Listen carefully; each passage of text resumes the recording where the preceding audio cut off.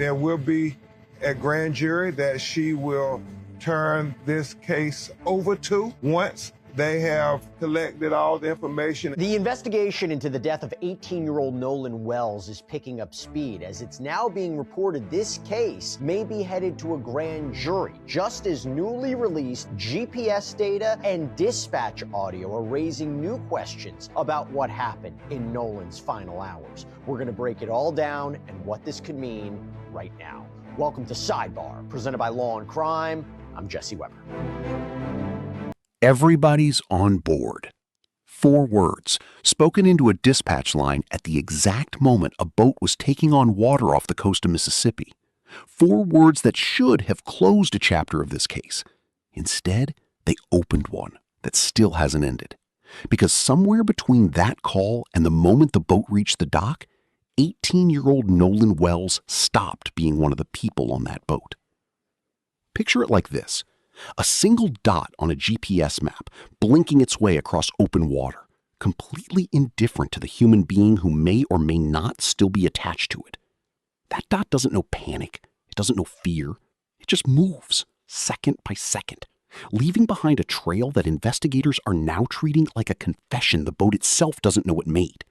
That dot is the entire case, and what it shows and what it doesn't show is why this investigation is now headed somewhere nobody expected a month ago, a grand jury. Before we go deeper into what the records actually show, make sure you're subscribed to the Crime Infinity, because we don't just cover the story, we follow the evidence. Here's what we know from public statements and reporting so far. Nolan Wells, a college football player, went boating with friends off Horn Island over the 4th of July weekend. 2 days later, his body was recovered. Jackson County Sheriff John Ledbetter initially told the public there was no reason to suspect foul play. That was the official record. That was the statement on file. To be clear, by the way, last week, Jackson County Sheriff John Ledbetter indicated there is no reason to suspect foul play. We have no reason to believe that that conclusion or belief has changed. But as we know, investigations do develop, they evolve, and yes, we're learning some things. But here is another big update that we got to talk about. We have learned from Ben Crump, again, the family's attorney, that Nolan's phone will undergo a, quote, mutual inspection, meaning both the state investigators and the family's own experts are going to analyze the phone. So that could potentially be a game changer here. It does raise questions about how this would work. It does raise questions about how the evidence is being processed. Does it contaminate the evidence in any way? How do you have this dual investigation? And I mean, the family reportedly believes that data may have been deleted from that phone. So that raises an interesting question, as well as why Nolan didn't have his phone. We've talked about that before. You're going into the water. Maybe you wouldn't have your phone. Maybe you leave it on board. But then again, if he was planning to go out and hang out with this girl, as the reports have been, why wouldn't he have taken his phone? So some interesting questions there. And we should also point out that the phone is currently in the hands of Crump's independent investigators. That's what the reporting suggests. And by the way, the family recovered Nolan's phone using the Life 360 app, and they have apparently had it since. And then we have this. This is big too. But records don't stay still. They accumulate. And the more records that surface in this case, the less that early statement seems to hold. The first crack is timing. According to statements from the family's attorney, Ben Crump, Nolan was last seen on Horn Island around 3 p.m. GPS data obtained through a public records request from the Mississippi Department of Marine Resources shows the boat didn't actually leave the island until 4:31 p.m. That's not a rounding error. That's roughly 90 minutes unaccounted for. 90 minutes between the last confirmed sighting of a young man and the departure of the vessel he'd arrived on. More witnesses, eyewitnesses to what they saw about the boat or was involved. And by the way, let me go to this part. So CBS News obtained GPS data from the Mississippi Department of Marine Resources, and it tracks the boat's movement. So I want to walk through that timeline. This is information they say they obtained via records request. So it appears to suggest that this boat, this vessel, left the dock at approximately 9:56 that morning, arrived at Horn Island at 11:14. According to GPS data, the boat then reportedly left Horn Island at 4:31 that afternoon, returned to its original departure dock, then traveled into Fort Bayou at around 5:52 before returning to the dock at 6:06. Later that evening, the boat went into the Fort Bayou boat launch at 7:19, traveled overland, which would suggest that it was possibly towed by a vehicle to the owner's residence. And to just kind of put this into perspective, I believe Ben Crump has claimed that Nolan was last seen on the island at 3 p.m. Tyler, what do you take away from this GPS data? That if he was last seen on the island at 3 p.m. and they apparently, not only did they leave there, go to another area, then go to dock and get towed, there's a lot that could have transpired between that time, especially putting that in conjunction with the text messages and Snapchat history that was allegedly deleted from his phone or missing from his phone. So there's a lot of time for people to get their stories straight, to talk to maybe counsel or others about what needs to be the narrative when they arrive. Now, I'm speculating to a lot of this because we don't know. There has been no interrogation of these individuals. There's been no official statements that have been issued, but it's clear that there's been a significant period of time between the boat leaving, the last time Nolan was seen, and this boat getting back to its original owner. And look, it confirms, or it seems to confirm, right, this boat left 4:31. We still have conflicting accounts about. The official story has a hole in it. Then there's the dispatch call. A caller reported the boat was taking on water and needed help. When asked whether everyone was accounted for, the caller answered plainly, "Everyone's on board." That statement was made sometime in the 4 p.m. hour. During the same window, the GPS shows the boat still sitting near the island. If that statement was accurate, Nolan was still with the group during an active emergency. If it wasn't, that's its own problem. Either way, by the time the boat reached the dock, he wasn't on it. This is a big update. New details are emerging about the timeline surrounding Nolan's death. What do I mean?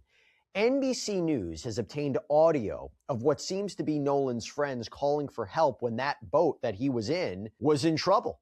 Listen to this. We're sinking. Can y'all please come? And is everybody on board in good health otherwise? Yeah, everybody's on board. So from that little bit and reporting by outlets like NBC News and the New York Post, it seems that boat likely had 7 people on board. The boat was having trouble at around 4 p.m. The boat operator reportedly said, "Hey, we're at the west tip of Horn and our bilge pump stopped working. I want to get this boat unsank and towed back." That boat was reportedly towed for 3 miles. It picked up speed less than an hour later. We're actually going to talk about that a little bit more. And look, we also know from the Jackson County Sheriff, again, John Ledbetter, that Nolan did not come back on that boat. We don't know for certain if Nolan was on that boat during the call or if he was already off the boat at that point. But look, as far as we can tell, what we seem to know is that at some point between that call and 4:31 p.m., when the boat left, it seems Nolan was no longer. So ask yourself the question this case keeps circling back to. What happens to a person during a marine rescue that leaves no trace, no alarm, and no explanation? The official account offered afterward was that Nolan chose to stay behind on the island with someone he'd met that day. It's a simple explanation. It's also one that doesn't sit comfortably next to a dispatch recording that places him on a sinking boat, calling for help. The GPS record continues past the rescue. After the tow, the boat moved from the departure dock into Fort Bayou, then back to another dock, and later that evening was hauled out of the water and moved by trailer, consistent with being towed to a private residence. That's not a boat that got abandoned in a panic. That's a boat that got managed, moved with intention, dock to trailer, over a period of roughly 12 hours. While the public was told there was nothing to investigate. The official story has a hole in it. And here's where the case moves from a missing persons tragedy into something the district attorney apparently believes deserves a grand jury's attention.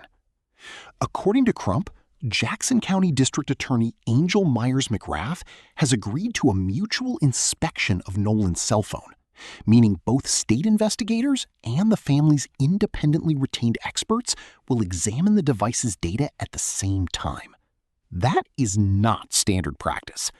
Victims' families do not typically get a seat at the table during digital forensic extraction.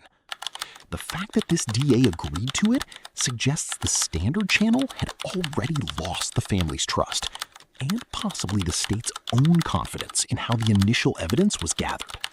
And it shows there's some distrust between the family and law enforcement here. And there, from my understanding, there has been not the best communication with the DA and law enforcement and the family. So the concession to allowing a joint inspection, I think, is an attempt from the government or the state here to try to regain some of that trust with the victim's family. And I thought it was also unusual, if the reporting is true and if this is accurate, that the family has been in possession of this phone and hasn't or turned it over to law enforcement yet. I mean, maybe that's not true, but this is what the reporting seems to suggest. I would again imagine that's a little unusual, but also, how does this work? How does a mutual inspection work exactly?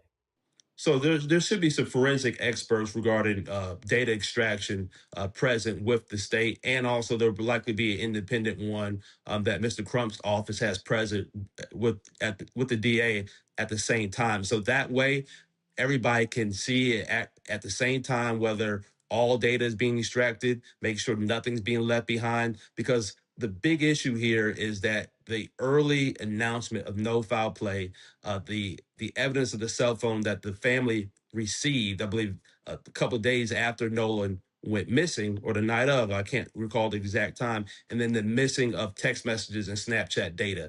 And by allowing joint experts or a joint data extraction at the same time, it's going to help the family feel comfortable knowing that all data is being looked at, is not being piecemeal. Because oftentimes I've seen cases where there's been a cell phone data that's been extracted and the state says, oh, well, that's other information deleted, we can't get it.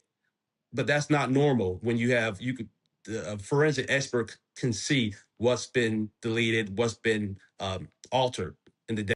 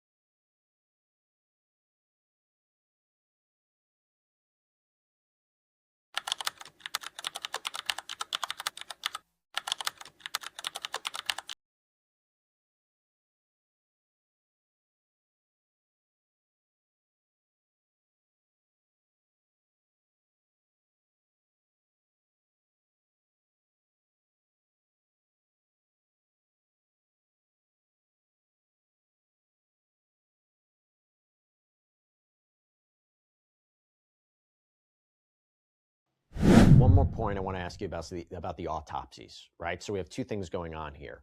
We're waiting for the results of both, right? We're waiting for the state autopsy. It seems that they're waiting toxicology reports.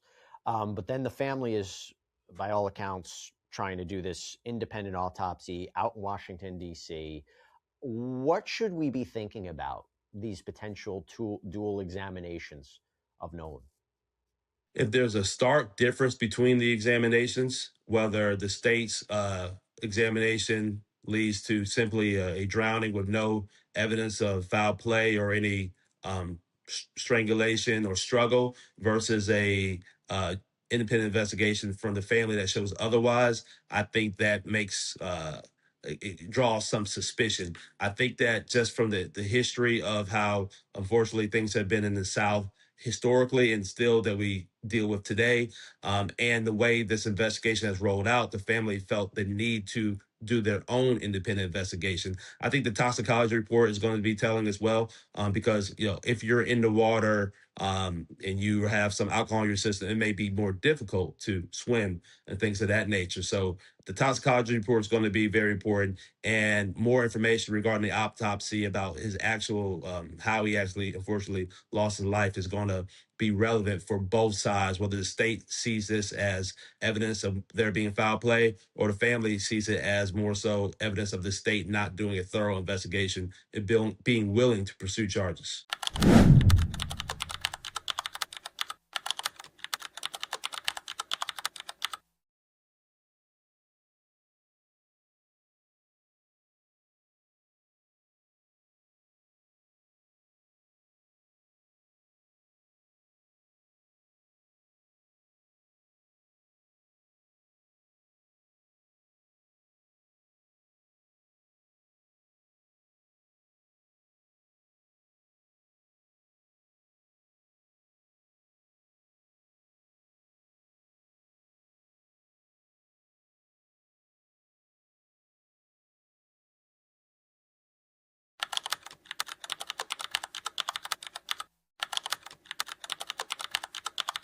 Here could be a criminal charge. It could be obstruction of justice. All right. You could have some accessories after the fact. We don't know if it's going to be homicide or murder, but there could be some criminal charge that could come out of this. And I think that's all the family has been asking for is a fair investigation so they can know the truth. Going to the idea of a homicide charge, look, it's difficult for me to say anything about this because we don't have a lot of information. We don't have the cause of death, but we also have the reality that if someone is found in the water in that way, it may be difficult to know whether there was blunt force trauma. It may be difficult to know whether somebody was thrown into the water or was drowned, right? I mean, those can be difficult for medical examiners to ultimately assess. What are potential homicide charges here? Is there a theory of a case where if they can't prove that someone killed Nolan, but that was negligent in some way, what are some potential theories that you could see a homicide-related charge with happened to Nolan? And again, I know we're speculating here, but I'm just trying to understand what we could maybe see: manslaughter, negligent homicide, murder. I mean, Yeah. I don't know. Well, there's so much still we don't know, but we do know there was some statements about there being an argument, whether that was Nolan in the argument or somebody else. So we don't know if there was some sort of altercation or fight. There was no interrogations of by law enforcement of the individuals who were with him the day afterwards. Right? There's been none of that we know of that law enforcement has questioned any of these people who were out there on this boat at the island with Nolan Wells. So we don't know what happened, whether it was an argument, whether it was a fight, whether they knew that he was in a position where he could not swim and fend for himself in the water. So all that is stuff that we don't know. And hopefully from this independent investigation and hopefully from the Sheriff's Department and DA to get some more information that can lead them to come to a definitive conclusion.